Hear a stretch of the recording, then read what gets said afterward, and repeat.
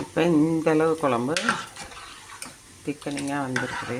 இதுக்கு தாளிப்பு கொடுக்கணும். என்ன தாளிப்புனா பாருங்கள், சோம்பு, சீரகம், அப்புறம் வந்துட்டு பூண்டு பாதி பாதியாக நறுக்கிட்டு, அது எவ்வளோ தான் தாளிப்பு. வெந்தயம் போட்டிருக்கு, கொஞ்சமாக வெந்தயம்.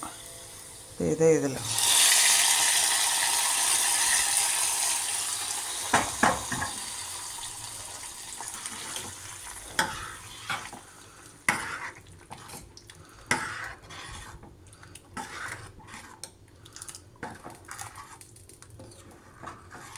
அப்படியே கொஞ்சம் கலக்கி விடணும்.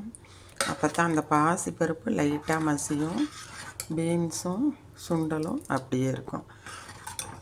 இது போல் டிஃப்ரெண்ட்டாக செய்து பாருங்கள், ரொம்ப ரொம்ப ரொம்ப ரொம்ப டேஸ்ட்டாக இருக்கும். இதுக்கு இன்னும் கொஞ்சம் லைட்டாக தண்ணி விட்டுக்கலாம் நம்ம. இப்போ நான் வந்துட்டு லைட்டாக பெருங்காயத்தூள், லேசாக சோம்பெல்லாம் இருக்கிறதுனால தேவையில்லை, லைட்டாக ஸ்ப்ரே. இவ்வளோதான் இதுக்கான தாளிப்பு. இது எல்லாமே முடிஞ்சுது. எப்படி இருக்குது பாருங்கள். லைட்டாக அந்த வானலியை அலசி ஊற்றணும். நான் இப்போ கையில் கேமரா வச்சுருக்கனால எடுக்க முடியாது. நான் இட்லிக்கு பரிமாறும்போது எப்படி இருக்குன்னு காமிக்கிறேன்.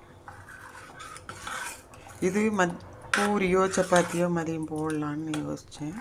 மழையாக இருக்குது, கொஞ்சம் ரொம்ப மோடம் போட்ட மாதிரி இருக்குது. கிளைமேட் பயங்கர குளிராக இருக்குது பெங்களூர். அதனால